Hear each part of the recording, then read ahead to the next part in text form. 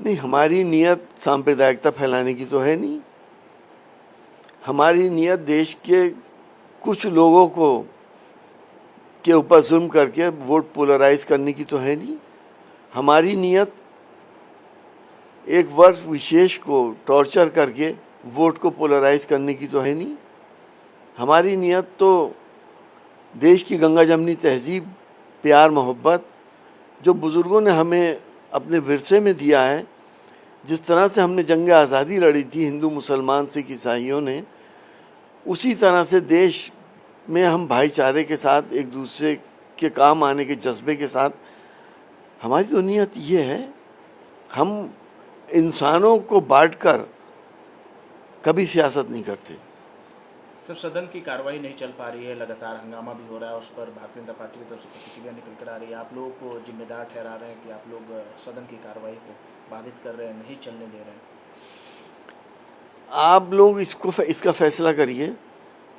हमारी अगर ये डिमांड थी कि देश का मुखिया सदन में आए और अपना वक्तव्य दे,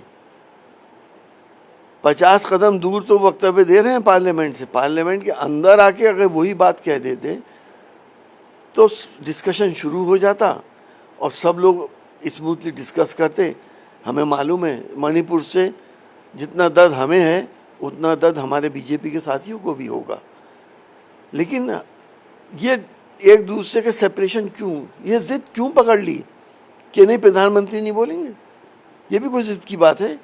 और उनके पास टाइम है राजस्थान जाने का, उनके पास टाइम है और तमाम काम करने का। देश की बहन बेटियों के जख्म पे मरहम लगाने का टाइम नहीं है। पार्लियामेंट में आके बोल नहीं सकते 2 मिनट के लिए। इसीलिए आप लोगों का अपोजिशन का जो डेलीगेशन है वो मणिपुर जाने वाला है। वहाँ पे ज़मीनी हकीकत जानना चाहते हैं। हम जानना चाहते हैं कि बहन बेटियों के साथ जो कुछ हुआ वो तो मंजर आम पर आ गया। लोगों के घर जल गए, लोग बर्बाद हो गए, कैंपों में रह रहे हैं। क्या माइनॉरिटीज़ के साथ यही जुल्म होते रहेंगे? आज देश की माइनॉरिटीज़ क्यों फिक्रमंद हैं, क्यों ये सोच रही हैं कि आखिर हमारा होगा क्या? कभी ऐसी सरकार आपने देखी है देश के अंदर कि हिंदुस्तान की दूसरी बड़ी आबादी परेशान हो, जिसको ये एहसास होने लगे कि हम सेफ रहेंगे या नहीं रहेंगे, हमारे बच्चे किस हालात में इस देश में रहेंगे? कभी सोचा था हम लोगों ने? अरे हम तो बापू के उस देश में हैं जहाँ ईश्वर अल्लाह तेरो नाम सबको सम्मति दे भगवान। हम उस देश में रहते हैं जहाँ हम एक दूसरे को अपना खून देकर जान बचाते हैं। हम उस देश में रहते हैं कि अगर गांव में बच्चा डूबता है तो हिंदू मुसलमान दौड़ के उसको बचाने की कोशिश करते हैं। ये नहीं पूछते कि हिंदू का है या मुसलमान का है। आप कौन सा माहौल बना रहे हैं? आपने क्यों दुनिया पैदा कर दी? बात करिए, विकास पे करिए, रोजगार पे करिए, महंगाई पे करिए, किसान पे करिए। ये साइन अच्छे नहीं है देश के लिए। डेवलप देश कभी ऐसे हरकतें नहीं करते। हम क्यों कर रहे हैं? सिर्फ वोट की खातिर। हमें अफसोस है इस बात का। इन तमाम मामलों पर सीबीआई को जो है मामला सौंप दिया गया है। किस तरीके देखते हैं सीबीआई का इस पूरे इशू पर आना, और क्या लगता है कि अब कुछ समाधान या जांच स्पष्ट रूप से निकल कर आएगी? क्या जांच होगी? क्या पूरी दुनिया ने देखा नहीं कि क्या हो रहा था?